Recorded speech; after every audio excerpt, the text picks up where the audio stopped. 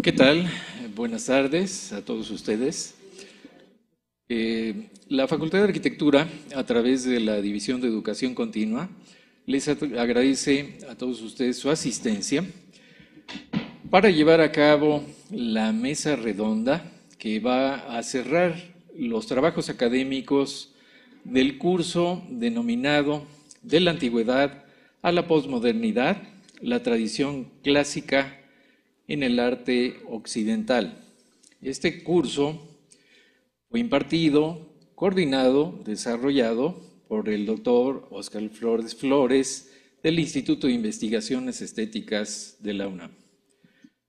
El curso lleva a cabo una aproximación a la tradición clásica desde la antigüedad hasta el siglo XXI.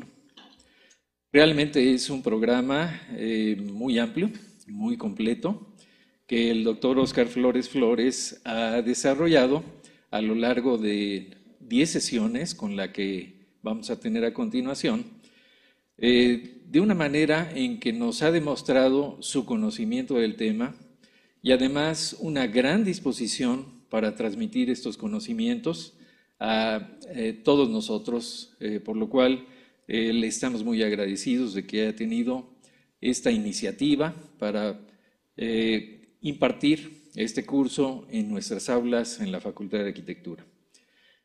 En el curso se analizaron diversos aspectos relacionados con el gusto y coleccionismo de las antigüedades, el estudio de la cultura y el arte clásico.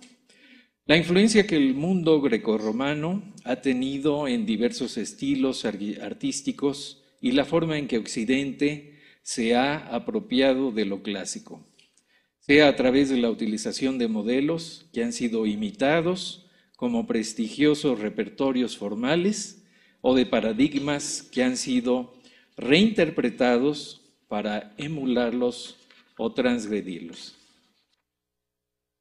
En el curso se brindó al alumno una visión general sobre el origen del clasicismo y su importancia en la conformación de una cultura artística de filiación grecolatina en Occidente. También se analizaron la forma en que las ideas clasicistas fueron puestas en práctica en el arte, particularmente en arquitectura, escultura y pintura, y durante el siglo XX en el cine, la fotografía, la publicidad, a través del estudio de temas concretos que fueron elegidos incluso por los alumnos para hacer unas investigaciones particulares. Este ciclo, estas sesiones, terminan el día de hoy con una mesa redonda.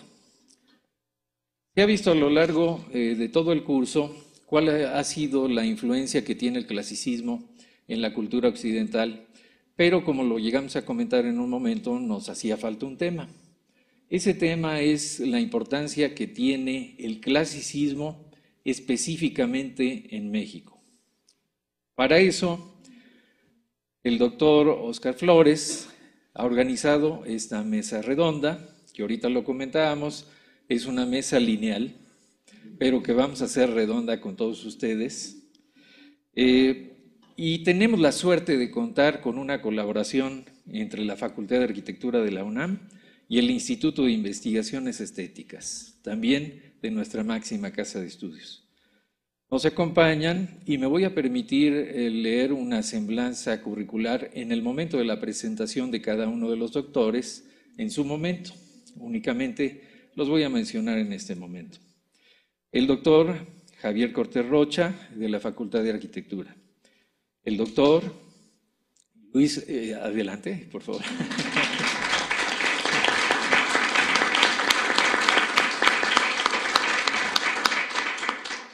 El doctor Luis Ortiz Macedo, quien desafortunadamente por causas de salud no nos va a poder acompañar. Sin embargo, él estuvo trabajando en el tema y nos ha enviado un documento que vamos a tener oportunidad de leerles a ustedes para reconocer de esta manera también su aportación a esta mesa redonda.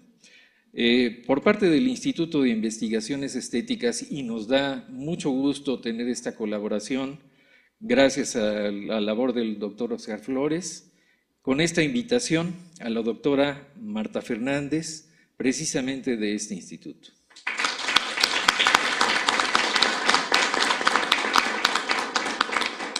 Asimismo, es de celebrarse la presencia con nosotros del doctor Hugo Arciniega, también de este instituto.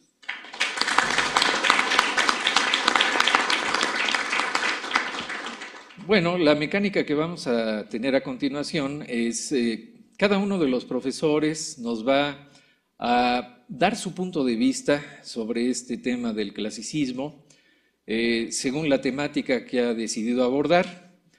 Lo vamos a hacer en orden y cada uno tendrá oportunidad de hacer esta presentación para después sentarnos todos aquí para llevar a cabo precisamente lo que va a ser la mesa redonda. Como decía yo hace un momento, la mesa redonda se constituye con la participación de todos ustedes y tendremos oportunidad de hacerlo de esta manera. Como esta mesa se está transmitiendo a través del sistema Livestream de la Coordinación de Educación a Distancia, coordinada por Ronan Bolaños, que se encuentra por allá, pendiente de nuestras actividades, y con el apoyo del ingeniero Armando Trujillo y su equipo de colaboradores, como Oscar, que se encuentra también por allá atrás. En consecuencia, las conferencias se están transmitiendo a través del sistema Livestream y hay algunas personas que nos están siguiendo a través de sus propias computadoras que pueden estar ubicadas en cualquier parte del mundo y seguramente se enterarán de lo que aquí sucede. En consecuencia, yo les voy a pedir a todos ustedes que en el momento de que hagamos la sesión de preguntas y respuestas, se hagan siempre utilizando el micrófono para las personas que se encuentran a la distancia, nos puedan escuchar y puedan también tener el seguimiento de toda la sesión del día de hoy. Posteriormente a esta sesión de preguntas y respuestas, vamos a proceder a la ceremonia de clausura del curso que hoy termina y los invitamos a todos ustedes a que desde luego nos acompañen a esta ceremonia que va a clausurar los trabajos académicos formales, pero yo creo que la semilla que nos han dejado los profesores sobre el tema del clasicismo, sin duda alguna merecería que cada uno de nosotros en nuestros propios ámbitos de conocimiento, trabajo y estudio podamos continuar con esta labor de investigación que ustedes tuvieron oportunidad de hacer al seleccionar algún tema de trabajo, que sin duda alguna puede también constituir una aportación importante de este curso generado, transmitido, impulsado por el doctor Oscar Flores Flores. Bueno, vamos a iniciar con la primera presentación. Yo creo que dándole este lugar especial al doctor Luis Ortiz Macedo, podríamos iniciar con su conferencia que nos va a hacer el favor de leer el arquitecto Marcos Massari Giriart. El arquitecto Marcos Massari es el jefe de la División de Educación Continua de la Facultad de Arquitectura y también es coordinador de intercambio académico aquí en esta propia facultad. Bueno, quiero leerles a ustedes un resumen de la semblanza curricular, pero no sé qué pasó, de repente me quedé sin la semblanza, creo que se quedó por ahí, ¿verdad?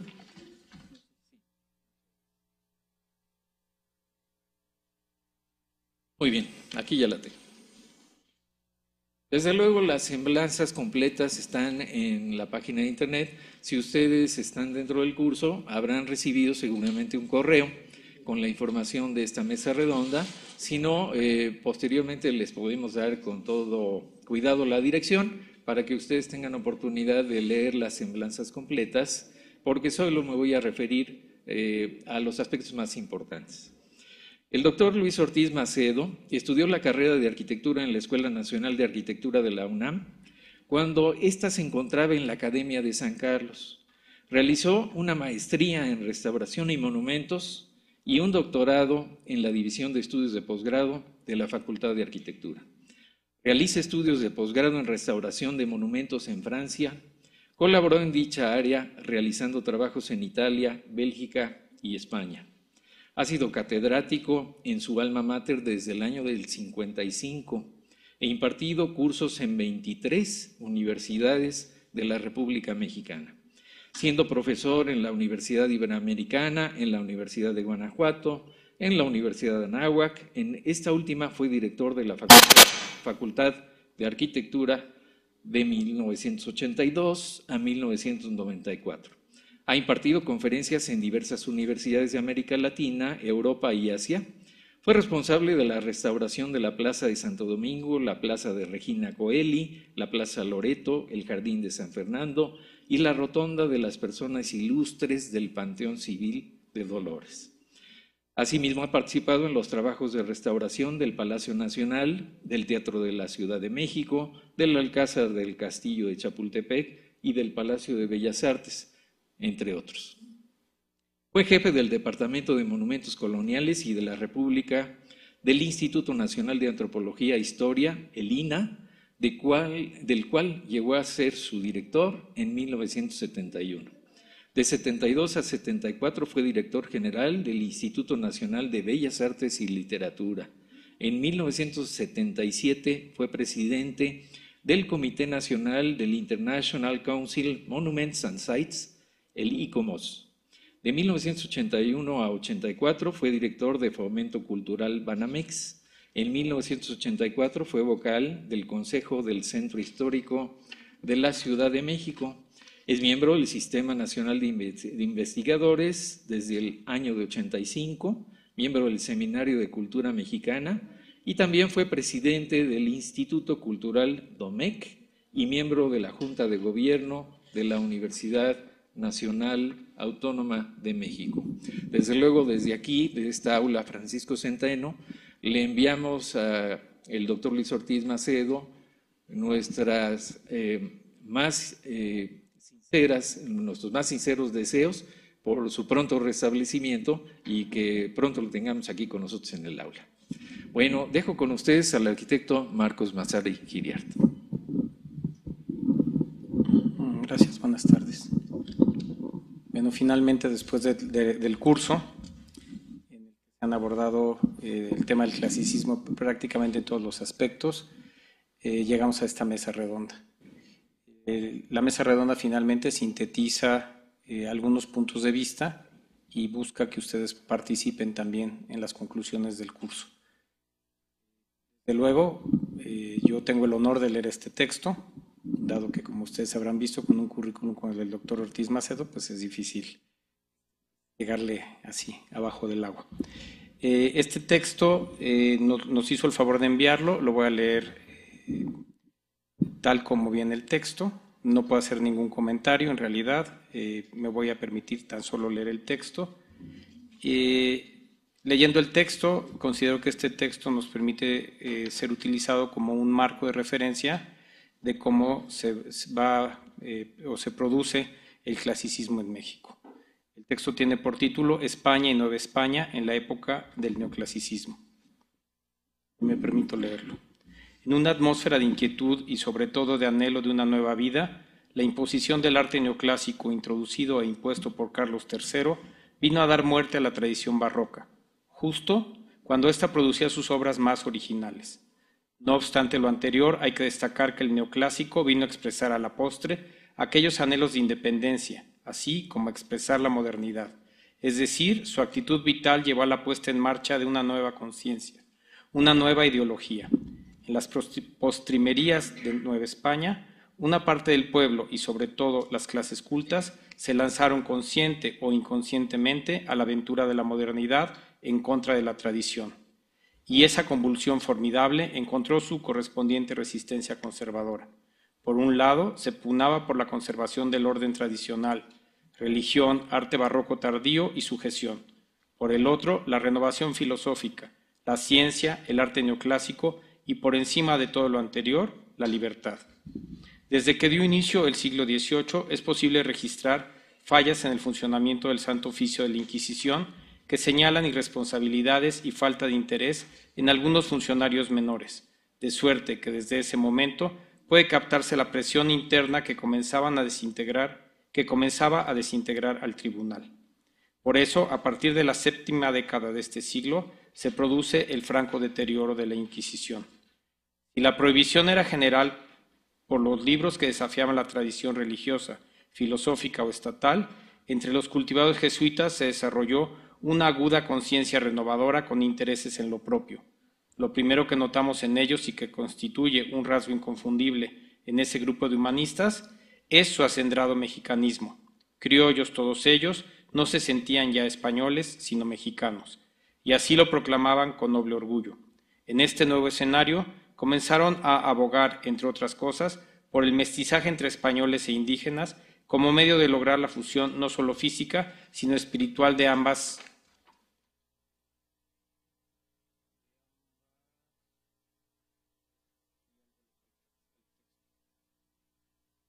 grupos sociales. Estos hechos provocaron un clima de inestabilidad social. Las transformaciones administrativas, políticas, económicas y sociales que tienen como escenario a la Nueva España entre los años 1750 y 1810, pero tampoco se puede decir que el movimiento se inicia en 1810, sino una revuelta popular. El fondo, pues, del movimiento revolucionario serían las transformaciones administrativas, políticas y económicas que provocaron un desajuste social al no encontrarse vías políticas que le dieran salidas institucionales, según Gabriel Méndez Plancarte. Analizando los agentes que provocaron estos desajustes sociales, Nueva España tuvo un rápido crecimiento entre 1770 y 1800. En tanto, solo 30 años la economía del territorio había sufrido un avance cuantitativo como no le había ocurrido en el siglo anterior a estas fechas. Todo lo anterior, no hay que olvidarlo, sustentado en una sociedad extremadamente desigual. El polo del crecimiento económico se desplazó desde el altiplano central hasta el Bajío, el occidente y el norte de Nueva España, como Veracruz, Puebla y Tlaxcala. Citando a Justino Fernández, se refuerzan todos los productos de la exportación, minería, comercio y ciertos productos agropecuarios para hacer más dependiente al virreinato de la metrópoli. La testificación de que los productos exportados y la presión fiscal aplicada en forma más racional provocaron un efecto multiplicador del que solo se beneficiaba la península. Hicieron más notorios los intereses de la colonia, contrarios a los de la Nueva España, que por primera vez atisbó que podría ser autosuficiente, rompiendo los lazos que le unían a España. En Nueva España, las desigualdades de la sociedad llevaron forzosamente una distribución de la riqueza poco equitativa, en la cual los mineros y comerciantes del ramo exterior recibieron los mayores dividendos, mientras que los agricultores, obrajeros, artesanos, pequeños empresarios y trabajadores en general veían la expansión de una economía a la que no tenían acceso. El hecho de que los mineros y comerciantes fueran criollos encrespó aún más a los peninsulares. Mientras tanto, los indígenas volvieron a llevar sobre sus espaldas el reparto de sus tierras comunales, así como la afiliación étnica y lingüística que entonces todavía conservaban. Menos numerosos, pero más peligrosos, eran los nuevos ricos, que pugnaban por el máximo reconocimiento social y político, lo que implicaba entrar en el monopolio oligárquico de una sociedad estratificada que se volvió más inflexible en cuanto al origen y el color de la piel de la gente en aras de protegerse a sí misma. Cathan Stanton nos dice: la corona no supo ver y por tanto implantar instituciones que flexibilizaran estos ascensos. Los casos que ocurrían se medían individualmente y nunca como grupo o corporación.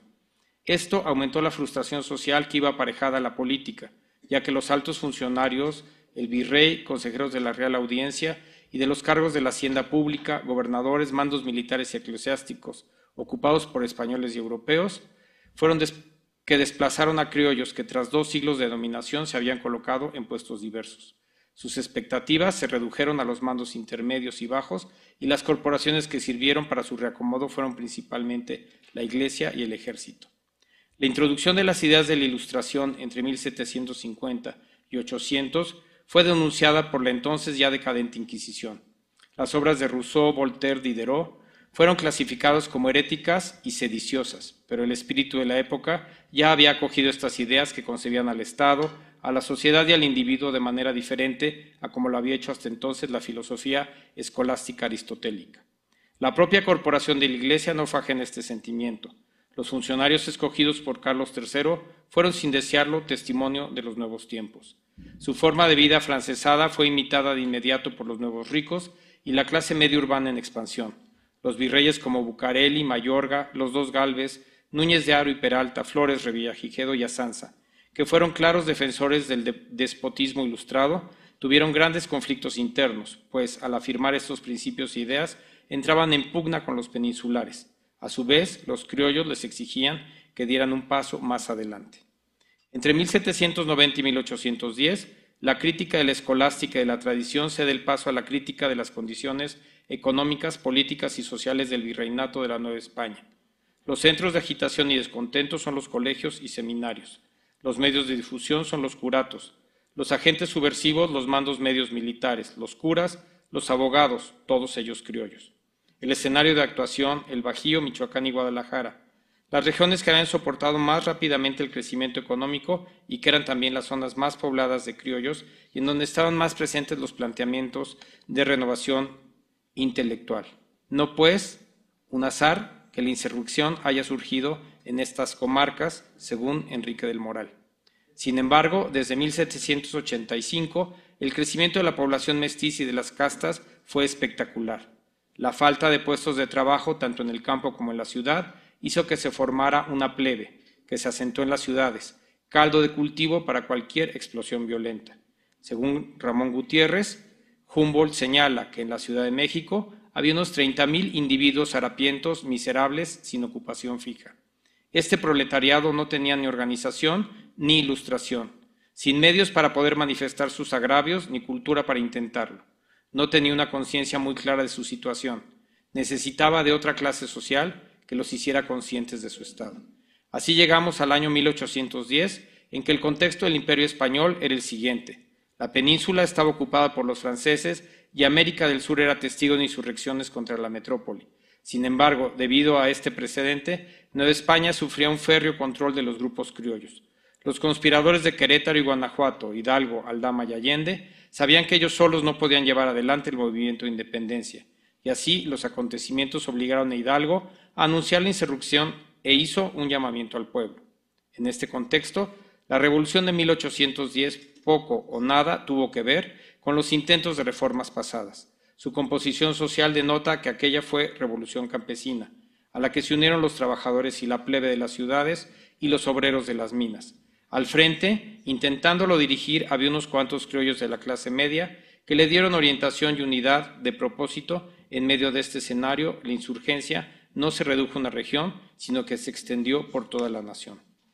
Los criollos que encabezaban el movimiento insurgente denuncian la explotación europea y peninsular, piden que la Nueva España tenga el mismo tratamiento de todas las naciones sometidas a la corona y prometen o quieren guardar el reino hasta la reinstauración de Fernando VII.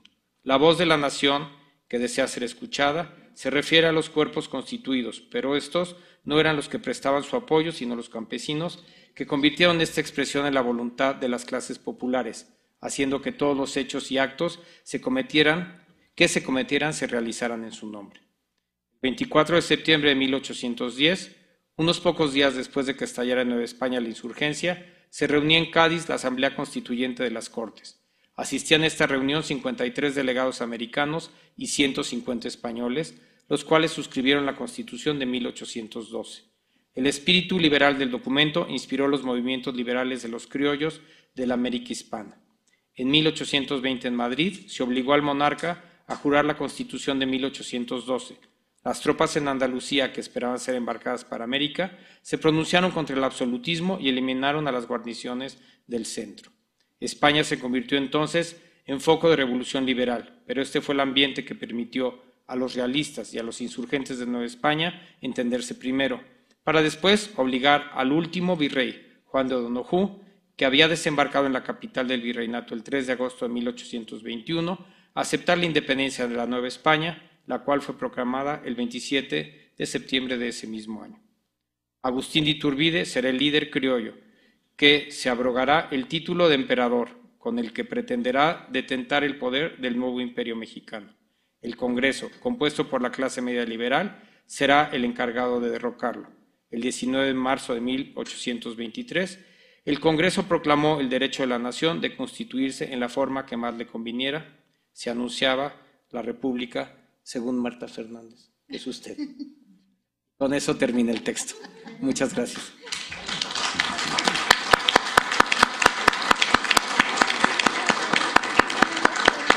¿Eh?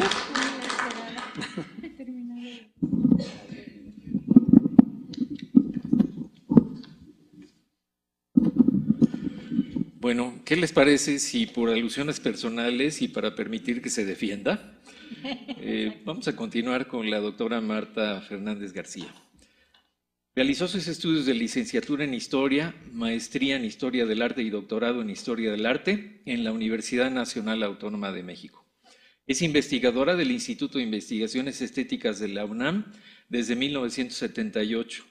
Desde 1980 es profesora de la Facultad de Filosofía y Letras de la misma universidad, donde imparte la Cátedra de Arte Colonial Mexicano, y desde el 97 es también profesora de la División de Estudios de Posgrado de la misma facultad, donde ha impartido diversos seminarios de investigación. También ha sido profesor en las universidades españolas de Valladolid, Sevilla y Santiago de Compostela, así como en la Benemérita Universidad Autónoma de Puebla y en la Universidad Nacional de San Marcos de Lima, Perú. Es además miembro del Sistema Nacional de Investigadores desde el año de 1985.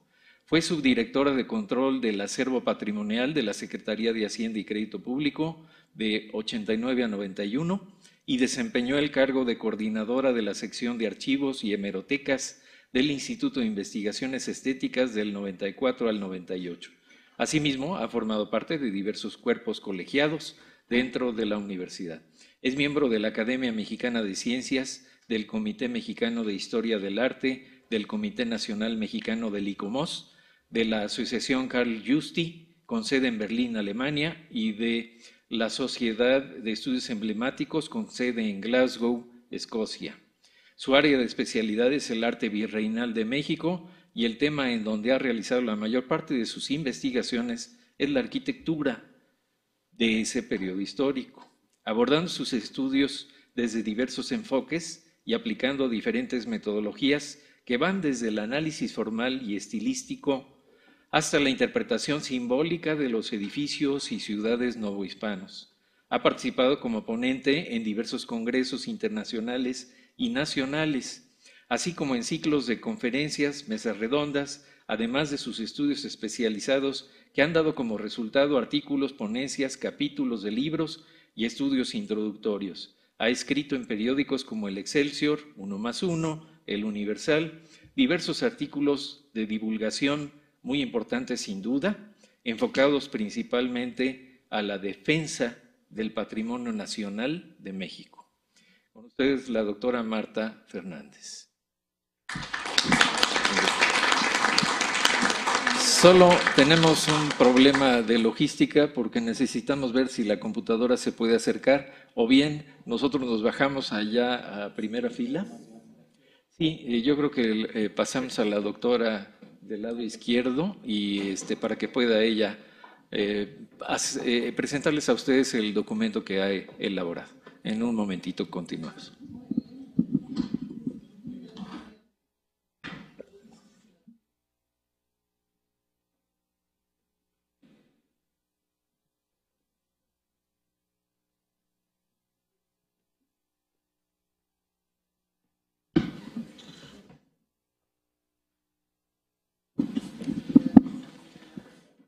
Bueno, ahora sí, le pedimos a la doctora, desde luego, que intente señalar las imágenes con el mouse para que sea visible ese señalamiento en las personas que nos escuchan a distancia y ustedes también lo van a poder ver en las pantallas que tenemos aquí atrás. Ahora sí, con ustedes la doctora Marta Fernández. Sí.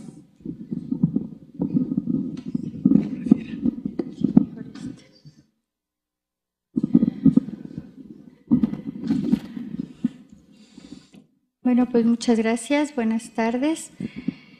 Quiero agradecer la invitación, antes que nada, del doctor Óscar Flores para participar en esta mesa redonda y siempre la muy cariñosa acogida que tengo siempre en la Facultad de Arquitectura con todos mis amigos arquitectos. Y bueno, voy a comenzar.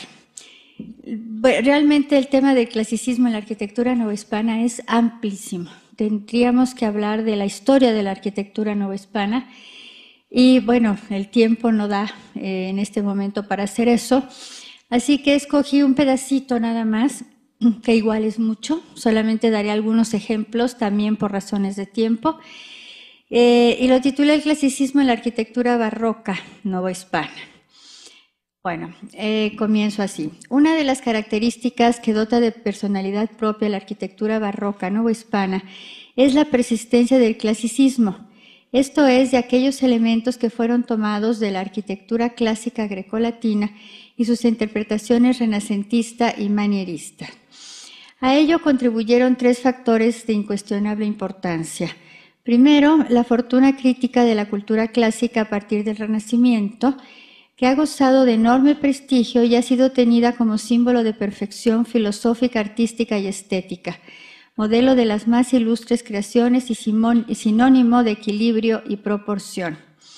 En segundo lugar, el hecho histórico que condicionó el desarrollo de la cultura novohispana y que tiene que ver con lo que Edmundo Gorman definió como criollismo, el cual tuvo como una de sus características esenciales la búsqueda de la personalidad ontológica de los nacidos en la Nueva España o que adoptaron esta tierra como su propia patria. Personajes inseguros que en busca de modelos a seguir que les proporcionaran competitividad con Europa, recurrieron a las reglas y recursos seguros del arte clásico grecolatino. En tercer lugar, la necesidad que tuvieron los arquitectos novohispanos por hacerse de modelos que nos mantuvieran en la modernidad artística de su tiempo. Quienes nacieron en la Nueva España o llegaron con el cortejo de algún virrey o por su cuenta, jamás volvieron a Europa hasta los tiempos en que la Academia de San Carlos otorgó beca para preparar mejor a sus más aventajados artífices. De esta manera, para poder edificar obras competitivas con Europa en el sentido de calidad y grandiosidad, pero también modernas, tuvieron que basarse en dos fuentes de conocimiento fundamentales: los tratados de arquitectura y los grabados de obras europeas famosas y paradigmáticas que llegaron a la Nueva España, como la Basílica de San Pedro de Roma, la Iglesia de Jesús de Roma y el Monasterio de San Lorenzo el Real del Escorial. Entre 1635 y 1640, el arquitecto Juan Gómez de Trasmonte hizo uso precisamente de esos modelos, tanto como de Viñola y de Serlio, principalmente para rediseñar las catedrales de México y de Puebla.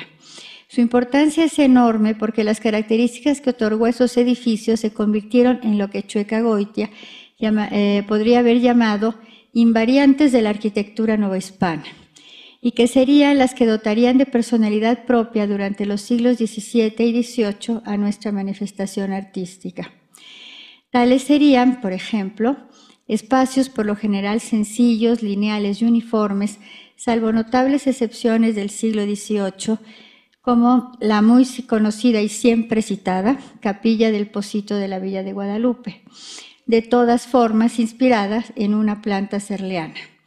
Y la iglesia de Nuestra Señora de Loreto, la cual, pese a su apariencia neoclásica, tiene una planta y un manejo de la luz barrocos. Derivaron también de las propuestas de Gómez de Trasmonte templos con luminosidad abundante y casi siempre uniforme, propiciada principalmente por la presencia de bóvedas de cañón con lunetos, recomendadas para ese fin por Sebastián Serlio. Cúpulas de planta octogonal o con falso plafón, falso tambor octogonal hacia el exterior, como la que Juan Gómez de Trasmonte diseñó para el crucero de la Catedral de Puebla, la cual hacia el interior tiene planta circular, pero hacia el exterior tiene un falso tambor octagonal. Su hijo Luis Gómez de Trasmonte levantó la cúpula de planta octogonal en el crucero de la Catedral de México, y fue esta la que propiciaría su utilización por todo el territorio de la Nueva España hasta finales del siglo XVIII, cuando ya con el neoclásico se levantaron enormes cúpulas de planta circular. Perdón. Del mismo modo, los machos de columnas, adoptados desde el siglo XVI en edificios como las catedrales de México y Guadalajara, y también aprovechados por Juan Gómez de Trasmonte para por Juan Gómez para otorgar a cada una de las naves de las catedrales de México y Puebla diferente altura y propiciar con ello mayor luminosidad en esos templos, se convirtieron en los soportes preferidos de la Nueva España.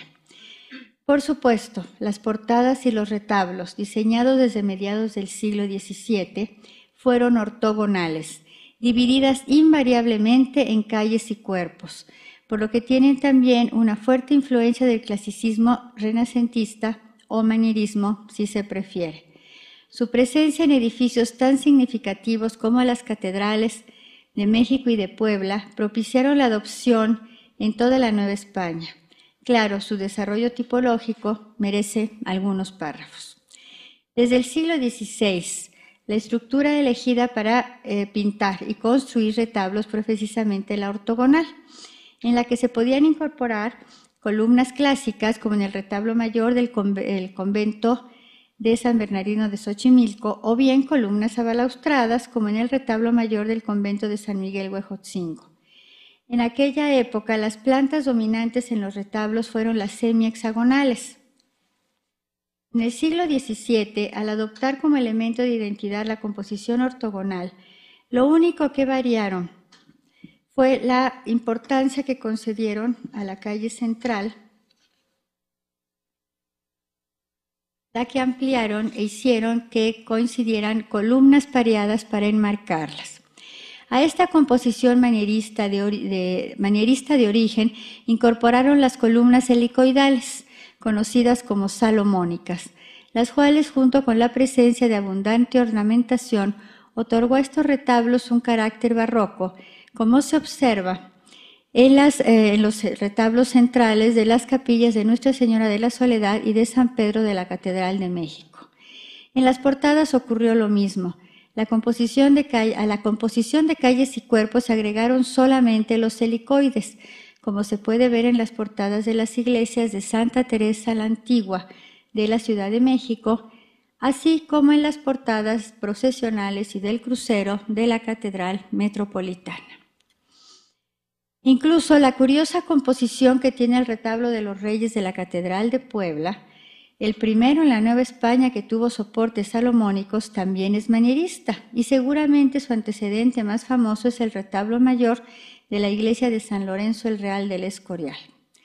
Esta característica independiza de manera clara a los retablos y las portadas barrocas de finales del siglo XVII, novohispanas, de las europeas, concretamente de las españolas, pues en Europa la adopción de la columna helicoidal modificó sustancialmente la tipología de retablos y portadas que aprovecharon las columnas de orden monumental, también surgidas del manierismo, para que sirvieran para estructurar y dar unidad a las obras, como bien se puede observar en el retablo mayor de la iglesia de San Esteban de Salamanca y en el de la iglesia del Hospital de la Caridad de Sevilla.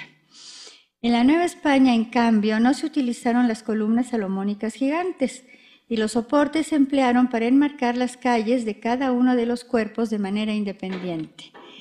Esa tradición clasicista, presente en los alzados de retablos y portadas barrocos, se convirtió en uno de los signos de identidad de la tradición arquitectónica novohispana. Y también se puede encontrar en las plantas que continuaron siendo, en las plantas de los retablos y las portadas que continuaron siendo planas o de forma semihexagonal, igual que sucedía en el siglo XVI. Tal es el caso, por ejemplo, de la monumental portada de la iglesia de Nuestra Señora de la Soledad en la ciudad de Oaxaca. Es semihexagonal, aunque se extienda y abrace las torres que limitan la fachada.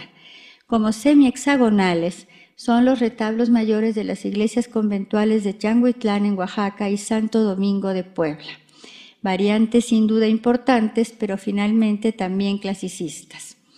En el siglo XVIII, a esas obras que corresponden a la tradición novohispana se vinieron a agregar otras de tradición europea que ampliaron las soluciones espaciales de portadas y retablos. Quizá la primera obra importante que constituyó una verdadera novedad en el sentido espacial de portadas y retablos fue el retablo de los Reyes de la Catedral de México, obra del artista español Jerónimo de Balbás, quien, aprovechando la cúpula esquifada del presbiterio, levantó el primer retablo en forma de nicho de la Nueva España, y además se introdujo por primera ocasión dos elementos comunes en España desde el siglo anterior: composiciones de un solo cuerpo rematadas por un gran ático y los soportes de orden monumental. A todo ello agregó la pilastra estípite, un elemento de tradición clásica, pero al que adicionó cubos y capiteles, de manera que su aspecto adquirió la forma de la abstracción de un cuerpo humano. Los retablos de un solo cuerpo con ático fueron muy bien aceptados en la Nueva España, tal como se puede apreciar en obras tan importantes como el retablo mayor de la iglesia de San Francisco Javier de Tepozotlán y los retablos del convento de Santa Clara de Querétaro. De ahí pasaron también a las portadas, como las que luce la capilla de Valvanera del convento de San Francisco de la Ciudad de México y la portada principal de la iglesia de la Valenciana en Guanajuato. De hecho, este tipo espacial se adoptó también en obras anástilas, como el retablo mayor de la capilla del Rosario del convento dominico de Azcapotzalco, así como en la portada lateral de la iglesia de San Agustín de la ciudad de Zacatecas. No obstante, esa tipología espacial de ascendencia europea no desplazó a la tradición novohispana, de manera que tanto en la modalidad estípite como en la anástila encontramos retablos y portadas reticulados a la manera clasicista, como las portadas del Sagrario Metropolitano, la de la iglesia de San Francisco Javier de Tepozotlán, y la portada de los príncipes de la iglesia del Carmen de San Luis Potosí, así como el retablo mayor de la parroquia de Apan en Hidalgo y los del crucero de la iglesia de Santo Domingo de Zacatecas, por citar solo algunos ejemplos. El anástilo igualmente dejó obras notables, especialmente porque al carecer de soportes, los artistas lograron composiciones reticuladas solamente a base de molduras, pilastras peana y elementos ornamentales, como se puede observar en el retablo mayor de la Iglesia de la Enseñanza de la Ciudad de México. Finalmente, los retablos y las portadas en forma de nicho u hornacina también se popularizaron en la Nueva España a partir del retablo de los Reyes de la Catedral de México y adoptaron las dos modalidades, de un solo cuerpo con ático, como el retablo mayor de la iglesia de Valvanera de la Ciudad de México, y las portadas de las iglesias tlaxcaltecas de Ocotlán y Panotla, y composición reticulada, como la del retablo mayor de la iglesia de San Felipe Neri de Oaxaca. El clasicismo se extendió a otras modalidades del barroco novohispano, como es el caso de la que Manuel González Galván llamó tablerada, y que podemos apreciar básicamente en obras de la ciudad de Morelia, como su catedral y las portadas de la iglesia de las Rosas. Sin embargo, también la modalidad que Jorge Alberto Manrique denominó neóstilo muestra muy claramente la intención de los arquitectos novohispanos por utilizar la retícula como elemento de identidad frente a la cultura europea. Recordemos que una de las características principales de la ilustración novohispana, que no debemos confundir con el neoclásico, fue la de rescatar precisamente la tradición propia, de manera que la composición reticulada de origen manierista tuvo para los artistas locales una importancia capital. Así lo podemos apreciar en las portadas de las iglesias de Santa Prisca de Tasco y San Felipe Neri de Guadalajara, así como en la parroquia de Chalco. Por supuesto, no debe quedar la impresión de que el desarrollo del barroco novohispano fue una especie de dicotomía entre la tradición local y las novedades europeas, que finalmente también se adoptaron como propias. En realidad, el barroco mexicano es mucho más rico que eso, y en medio de las expresiones más exuberantes encontramos también tendencias que escapan a esa división simplista, con soluciones novedosas, como composiciones que rompen la retícula para permitir la continuidad de la calle central desde el arranque hasta el remate, como podemos ver en el retablo mayor de la iglesia de San José de Chiapa en Puebla y en la portada de la iglesia de la Enseñanza de la Ciudad de México. Al mismo tiempo, vemos otras tendencias que mantienen el interés salomonista y que utilizan modelos que nada tienen que ver ni con el clasicismo ni con los modelos europeos contemporáneos. Tal es el caso de arquitectos como Diego de la Sierra en Puebla y Pedro de Arrieta en la Ciudad de México, que buscaron en tradiciones más antiguas fuentes de inspiración para sus obras, como fue el caso del arte gótico.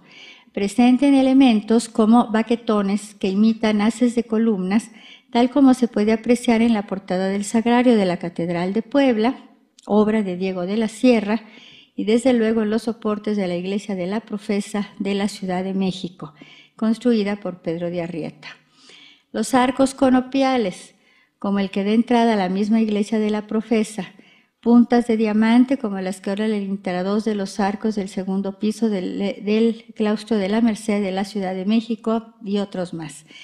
Y también existen obras como el Santuario de Nuestra Señora de Guadalupe, donde ciertamente la composición de las portadas es reticulada, muy clasicista, como lo son sus soportes, algunos desnudos y otros tritóstilos, pero que sin embargo enmascaran un enorme interés por el geometrismo y la numerología, vinculados mayoritariamente con el arte medieval.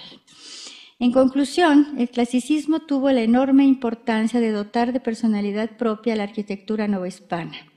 Le dio sustento y una estructura a partir de la cual arquitectos, ensambladores, carpinteros y doradores construyeron una tradición propia y un mundo arquitectónico original, inconfundible, que compite en belleza y en riqueza con los mejores del mundo, tal como fue la pretensión de los artistas de aquel tiempo. Podríamos decir a nombre de ellos, misión cumplida. Muchas gracias.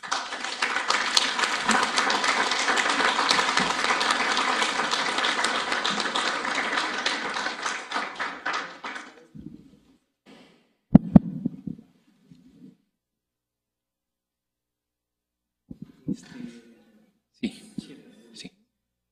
Bueno, mencionaba yo al leer el currículum de la doctora Marta Fernández, una importante actividad en lo que ha sido la defensa del patrimonio nacional de México.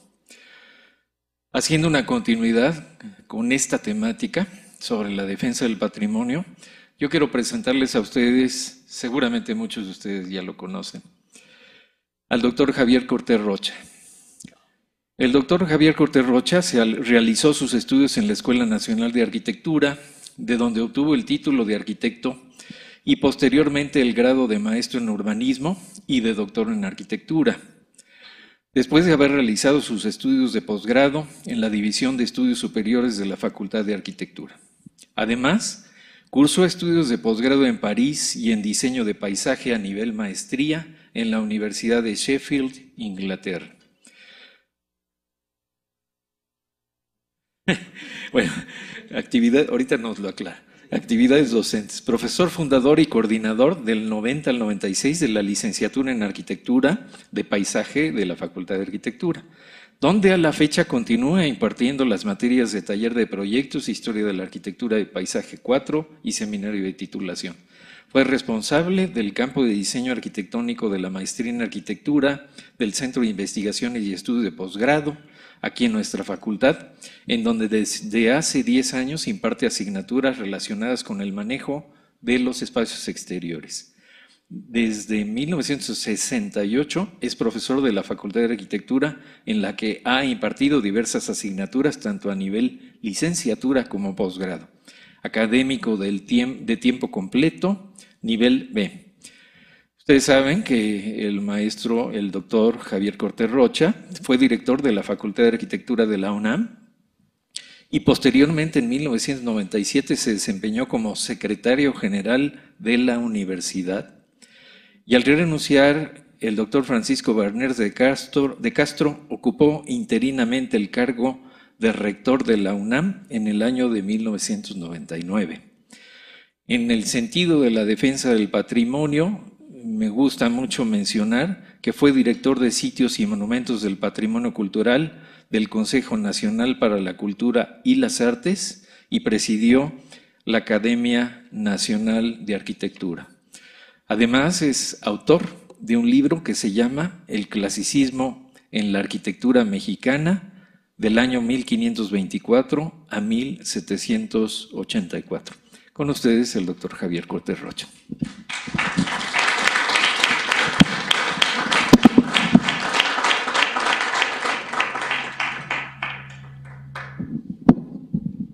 Muchas gracias. Simplemente quisiera precisar que por ahí se coló un duende con lo de la Universidad de Sheffield. no es parte de mi currículum, ni lo de arquitectura de paisaje. Lo demás sí. Bien, ciertamente el clasicismo es un tema que me ha interesado, que he trabajado, sobre lo que he escrito. No sé si se pudiera también ver acá. Bien.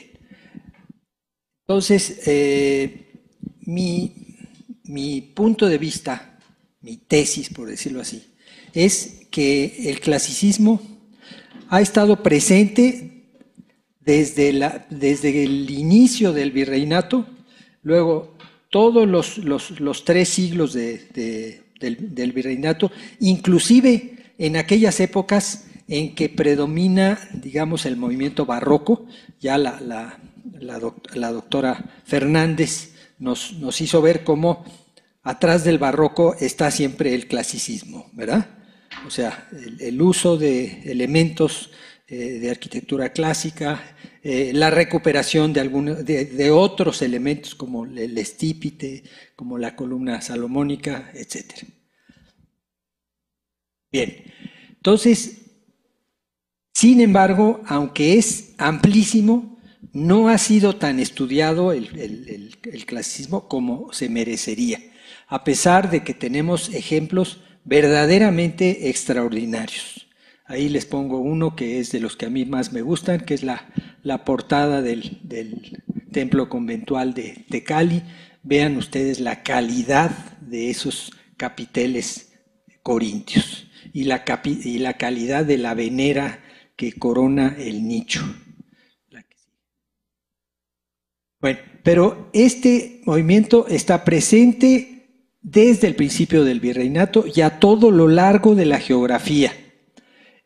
Tanto en obras realizadas por arquitectos prestigiados, de renombre, etcétera, como obras anónimas, inclusive de arquitectura popular, de arquitectura rural.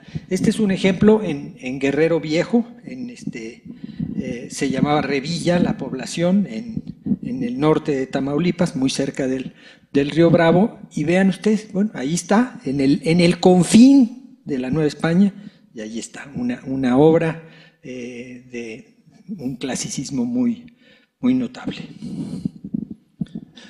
Bien, coincido en que los libros son muy importantes. Hay que tener en cuenta que los 2 primeros, el de Vitruvio y el de Alberti, el de Vitruvio no se conservó ningún ejemplar con ilustraciones, y el de Alberti, que podía haberlo ilustrado, pero por una postura personal, es un libro exclusivamente con texto, no tiene ilustraciones.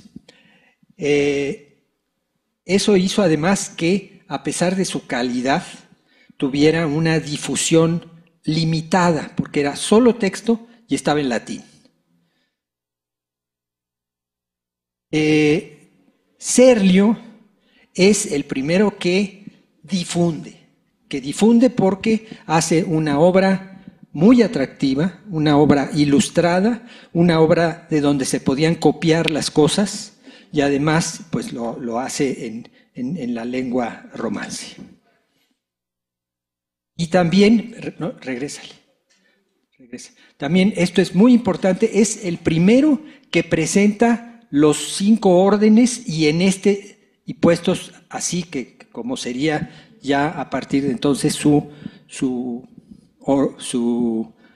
orden, perdón por la redundancia, su orden canónico.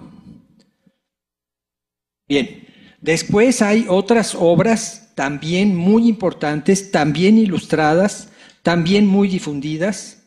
Vignola, Palladio, Scamozzi, Perrault y Fray Lorenzo de San Nicolás.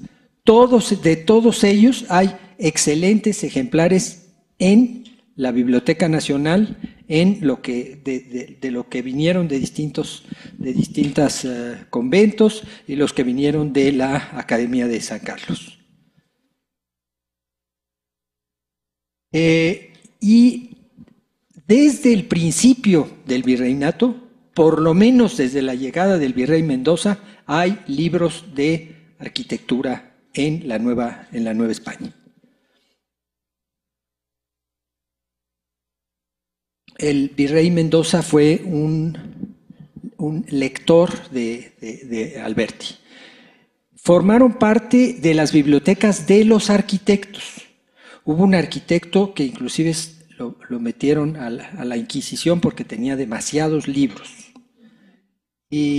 Pero estaban en las bibliotecas de los arquitectos, en las bibliotecas de los conventos, en la biblioteca de la catedral y, en fin, eran parte de las bibliotecas, los libros de arquitectura.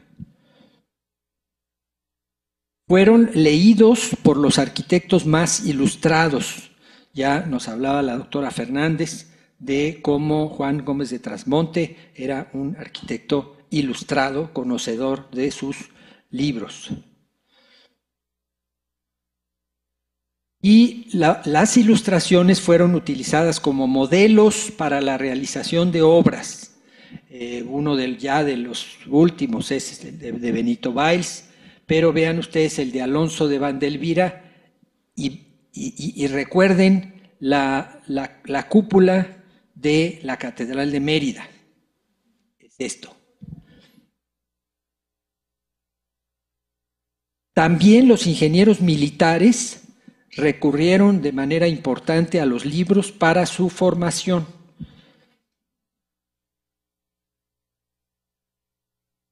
En la Academia de San Carlos, los libros de arquitectura, las ilustraciones de arquitectura eran parte muy importante de la formación. Y en los textos que nos describen en los planes de estudio se señalan también los libros que debían acompañar los distintos cursos. Y esos libros, otra vez, los podemos ver en la Biblioteca Nacional, en el fondo reservado. Y se siguieron utilizando hasta principios del siglo XX. Y todavía el día de hoy,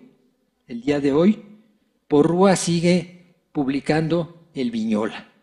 Ustedes pueden ir a la librería Porrúa, la del centro, y comprar un Viñola de antier, la que sigue. Bien, ahora, el clasicismo en la arquitectura mexicana. Nos acordamos que el clasicismo es la arquitectura basada y teniendo como principios los establecidos por la arquitectura griega y sobre todo romana, más romana que griega, y refrescado durante el Renacimiento, particularmente con la obra de Bramante. Bien, decíamos que en la Biblioteca Nacional hay una colección de libros de Vitruvio del periodo virreinal. También ese es un signo del aprecio que se tenía por el padre de los tratados de arquitectura, Vitruvio. Pero también hay otros elementos que nos indican el aprecio que se tenía por el clasicismo. En la descripción de la Plaza Mayor de Cervantes de Salazar, por ejemplo, describe las columnas, describe las portadas, y también el plan de estudios de la Academia de San Carlos demuestra la presencia de Vitruvio y del clasicismo en México. Entonces, tenemos muchas evidencias del aprecio de la obra de Vitruvio y en general del clasicismo. El virrey Mendoza, o sea, se conserva en la biblioteca del Instituto Nacional de Antropología e Historia, se conserva el libro de Alberti, el manuscrito de Alberti, anotado al margen por el virrey Mendoza. Quiere decir, Mendoza era un lector de Alberti, y un lector que está creando, es uno de el virrey Mendoza es uno de los creadores de las utopías. Está recreando esa utopía a partir de Alberti. Los libros de Serlio fueron muy populares, muy populares entre la gente del gremio.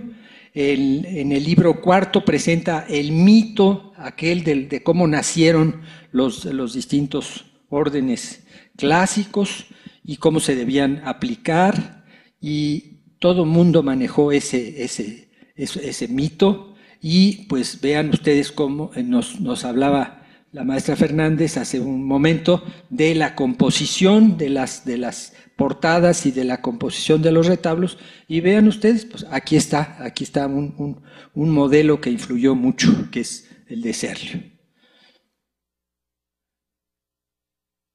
Hubo otras, no con tanto peso, pero sí muy importantes, como fueron las de Palladio, Vignola y Scamozzi. Palladio tuvo más influencia, curiosamente, sobre los sajones, o sea, los ingleses. Para los ingleses es Palladio, y para los americanos también, por supuesto. Para nosotros fue Vignola. Bien. Fray Andrés San Miguel, que ha sido estudiado sobre todo por el doctor Báez Macías, en su manuscrito escrito en México, Fray Andrés de San Miguel, les recuerdo, era un lego carmelita, o sea, era un carmelita que no estaba ordenado sacerdote, era un fraile arquitecto. Y escribe este libro que todos debemos leer, releer y apreciar, que está publicado y publicado en una segunda edición reciente, que es un libro que tiene un poco de todo, o sea, no es un tratado tan ordenado como los canónicos, pero es para nosotros interesantísimo, porque es cómo veía un arquitecto la arquitectura de fines del siglo XVII, durante el siglo XVII más bien, porque él se desenvuelve en el siglo XVII. Pero además tiene cuadros comparativos, hay cuadros comparativos donde se ve qué tomó de Alberti, qué tomó de Vitruvio, porque estaba con sus textos de referencia junto, y entonces eso le da una riqueza extraordinaria. Desgraciadamente fue un manuscrito, no se publicó sino hasta el siglo XX, y también desgraciadamente está en Texas, está en la Universidad de Texas, en Austin, donde está una parte muy importante de la historia de México. Pero si van ustedes a Austin, les dejan ver les dejan ver el manuscrito, y en la época en que yo visité aquello, inclusive me dejaron hojearlo. Bien. Ahora, al principio del virreinato hay una fuerte corriente de humanismo. Fuerte, el humanismo impregnaba el pensamiento y la ambición de los novohispanos. Y eso lo podemos ver a través de tres categorías, de tres cosas nos lo dejan ver. Uno es la visión imperial, el carácter monumental y el empleo de elementos clásicos. La visión imperial. Se tenía en el siglo XVI se tenía una visión de imperio. Se pensaba en la Nueva España como un imperio. Estaba todavía fresco el reinado de Carlos V, y entonces el mismo Felipe II se hablaba de sí mismo como rey, pero de un imperio, porque finalmente pues, eran muchos reinos. Y entonces esa visión imperial nos cuelga del humanismo. El segundo es el carácter monumental, o sea, se pensaban las cosas en grande. Vean ustedes el trazo de las ciudades. Cuando ustedes comparan Santa Fe de Granada, que son unas manzanas chiquititas, unas calles angostitas, con nuestras ciudades, con la Ciudad de México, con la ciudad de Puebla, con las ciudades del Valle de Puebla, con Cholula, etcétera, etcétera, ven ustedes que aquí se pensaban las cosas en grande en ese momento, en el siglo XVI. Y tercero, el uso de elementos clásicos. O sea, lo normal era referirse a los elementos clásicos. Era lo normal y eso es otro índice de aprecio del humanismo. Y tenemos como dos distintos ámbitos, ¿verdad? El ámbito del imperio evangélico y el imperio secular. El imperio evangélico como el imperio de la evangelización, los frailes y los indios, los frailes y los pueblos indios, los conventos maravillosos del siglo XVI. Ese es el imperio evangélico. Y el imperio secular es el de los españoles. Son las ciudades, son las catedrales, son las parroquias. Entonces, el imperio evangélico es cómo incorporar los pueblos americanos a la cultura occidental, pero a través de la construcción de la utopía. O sea, la utopía es el medio idóneo para incorporarlos. Y entonces tenemos pues utopía como la de Don Vasco de Quiroga, que es la más cuajada, pero también hay utopías franciscanas, utopías dominicas, utopías agustinas y la utopía de los jesuitas también. Entonces, a los indios había que construirles la utopía y no dejar que los españoles los malearan. Entonces, los españoles por un lado, los indígenas por otro, y había un régimen jurídico para los indios y otro régimen jurídico para los españoles. Bien.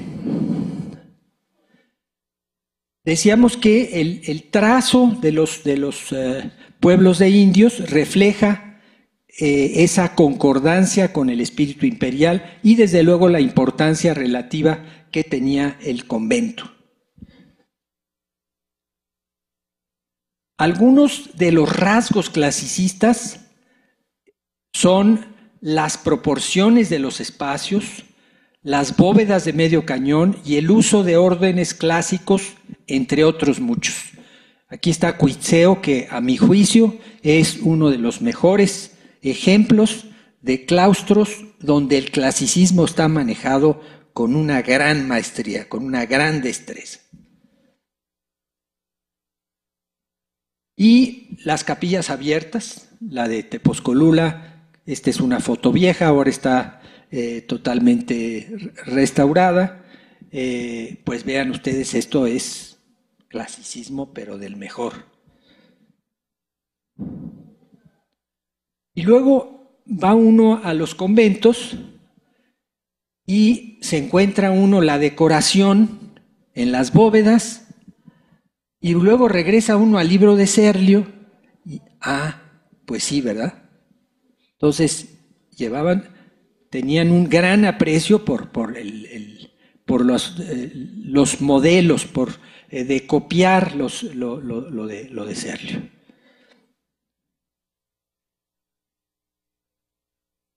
Y hay claustros verdaderamente señoriales. Vean ustedes este de Santo Domingo de Oaxaca, que es espléndido, o el de Yuriria de Guanajuato, ya habíamos presentado el de Cuitzeo, de clara afiliación clasicista. Y también las portadas de algunos templos conventuales, ¿verdad? Aquí tienen ustedes Cuautinchan en Puebla, vean ustedes qué pureza de composición, Zempoala aquí cerca de la Ciudad de México, y el de Zacatlán de las Manzanas, que es el frente de uno de los que se conserva, de los claustros de planta basilical que se conservan en pie y techados. Ya les hablaba yo del de Tecali. A mi juicio para mi gusto es el más fino ejemplo de una portada clasicista del siglo XVI. Los capiteles son impresionantes. Y no solo aquí en la Ciudad de México, en una provincia tan remota como es Chiapas, Ahí tienen ustedes dos ejemplos espléndidos, Copainahuastla y Copainalá. El de abajo podría estar sacado también de uno de los tratados, del libro de Serlio. Espléndida composición, la que sigue. Bueno, y ahora la otra parte de la novela, el imperio secular.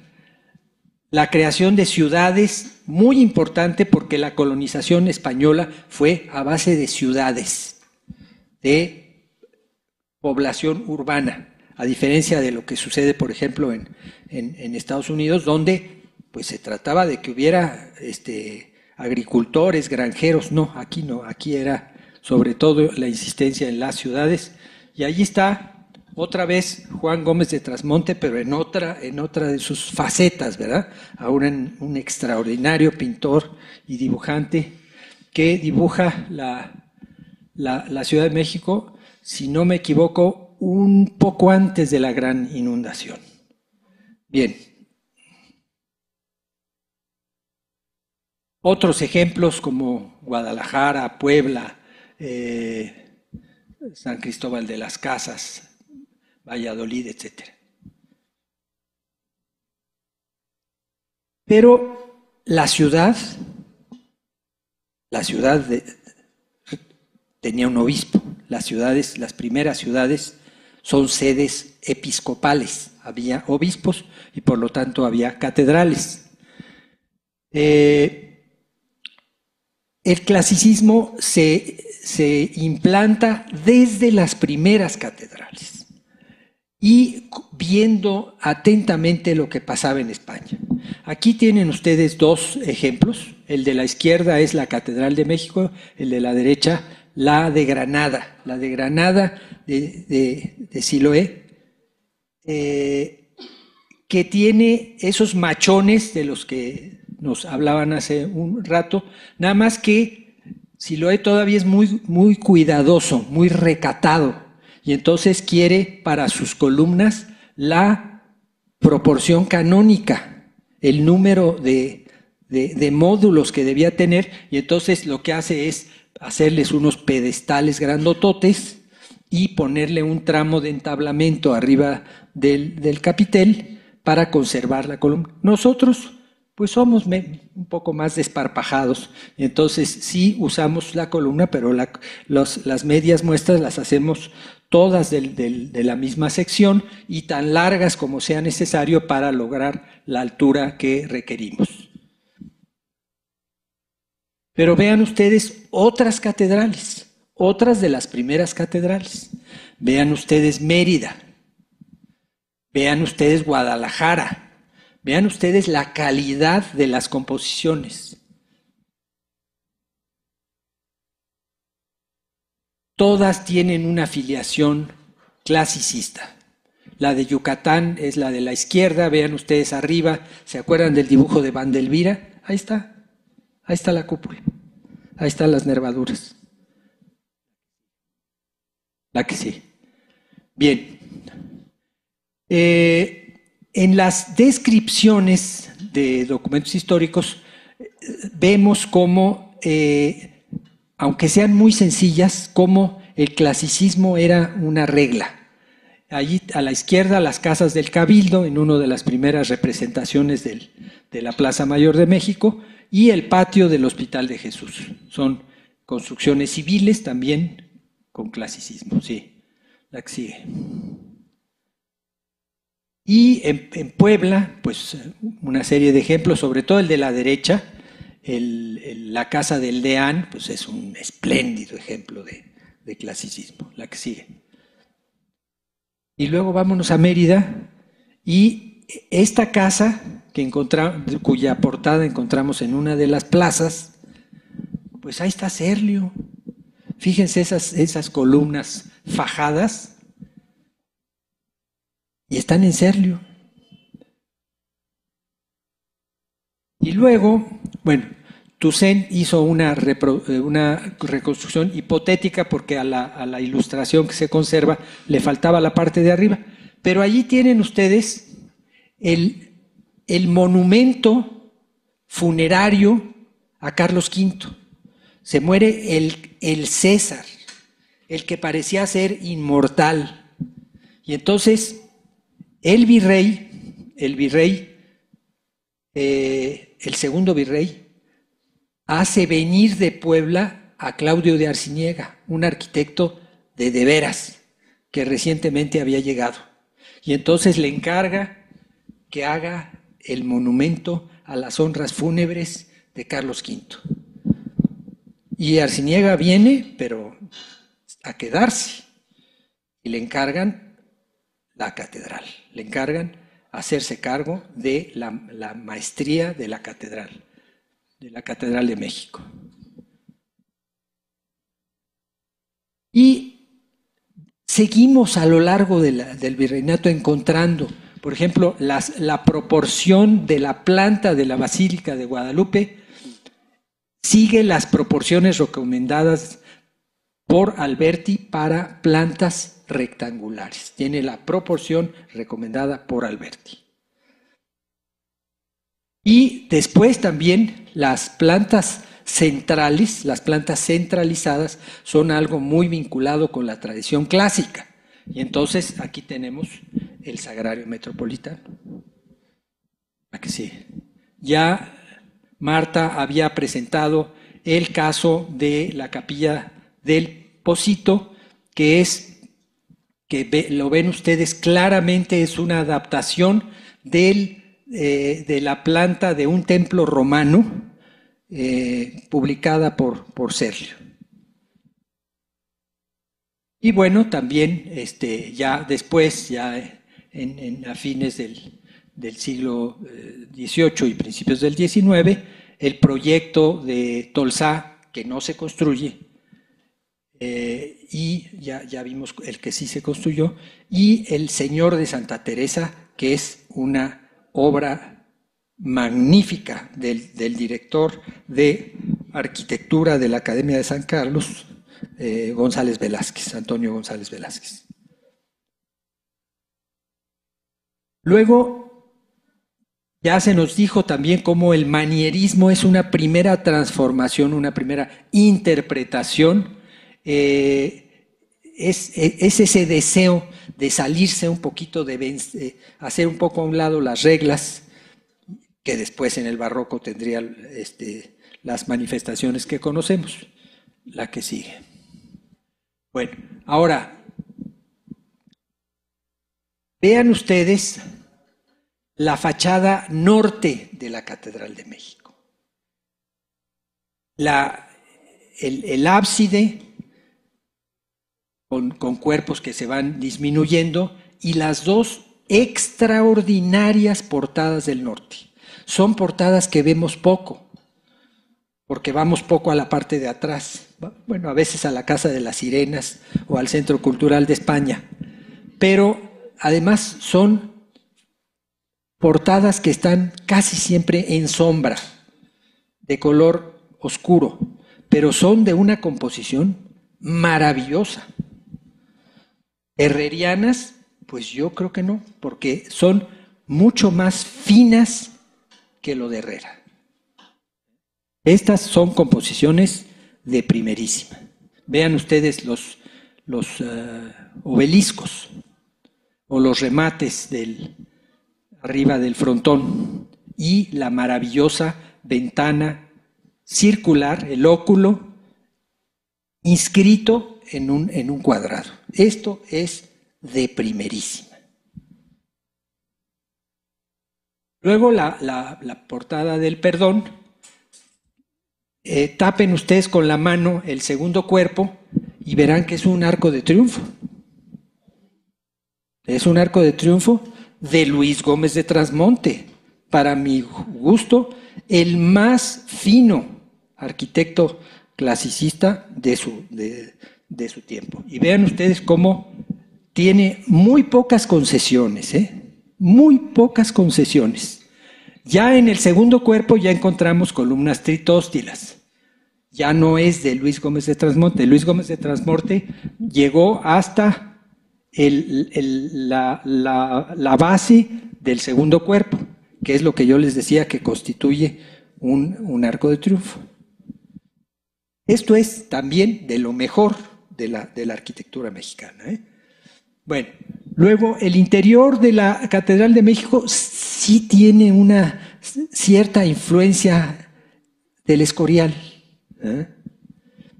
Sobre todo, vean esta portada que es igual a la de enfrente, o sea, la portada de la sacristía y la portada de la sala capitular. Vean ustedes el tratamiento del frontón, del interior del frontón. El tondo, ¿verdad? Y cómo está enmarcado con esas molduras magníficas. Regrésale a la anterior. Ahí lo ven ustedes. Vean ustedes el frontón aquí. Y ahora, 2. Ahí tienen el frontón. Aquí sigue. Bien. Bueno, y las torres de la Catedral de Puebla, de geometría simple, con elementos clásicos, economía de ornamentación, pero dimensiones majestuosas, majestuosas. Y ya en el exterior, la Catedral de Puebla ya preludia, ya juega mucho más con el manierismo, ya preludia lo que va a ser el barroco. De hecho, y esto pues lo tomo otra vez de Marta Fernández, las portadas de Puebla son de los mejores exponentes del manierismo. Las portadas de los templos de Puebla, de la ciudad de Puebla. La que sigue. Pero también, fíjense qué buen ejemplo de Guadalajara, es de San Agustín, y en otra interpretación, el Señor de la Expiración aquí en la Plaza de Santo Domingo.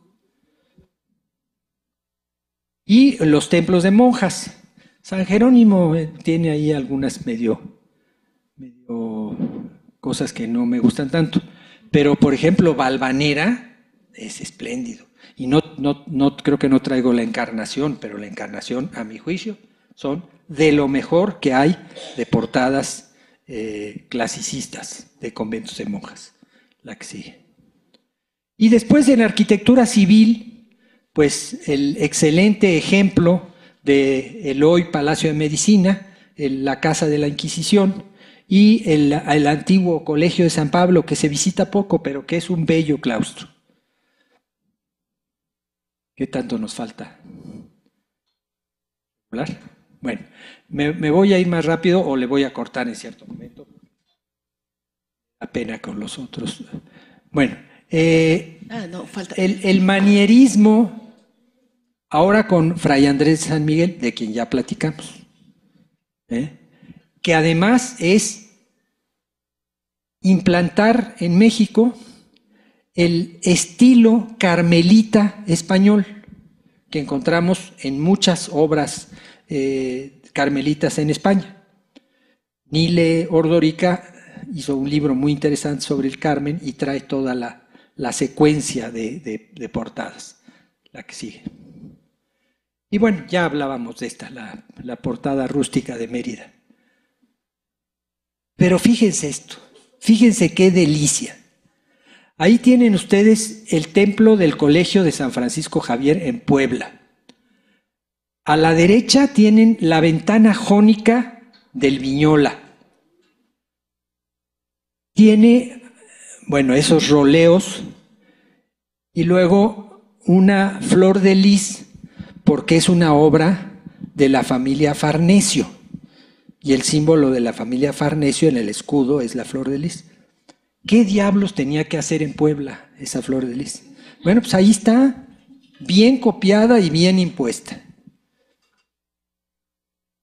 Bien, ya Luis, en el texto de Luis Ortiz Macedo nos puso a pensar en la llegada ya del nuevo orden, de la llegada de los Borbones y sobre todo de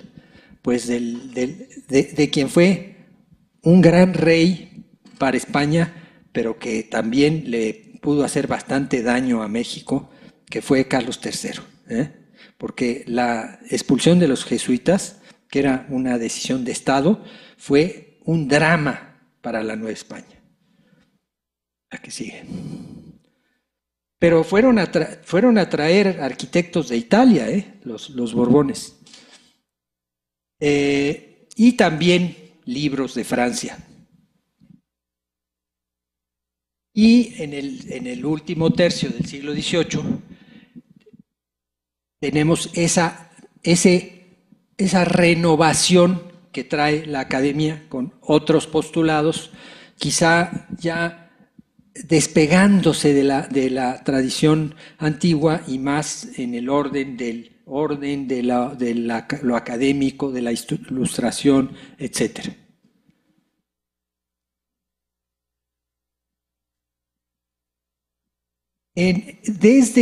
Mucho tuvieron que ver en México los ingenieros militares, en la arquitectura.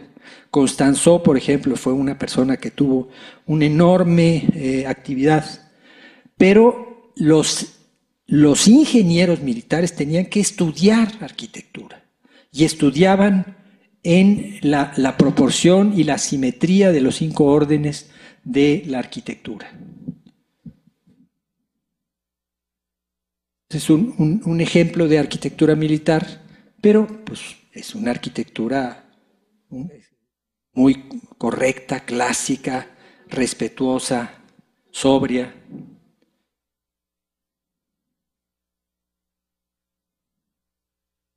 Y era una nueva interpretación del clasicismo.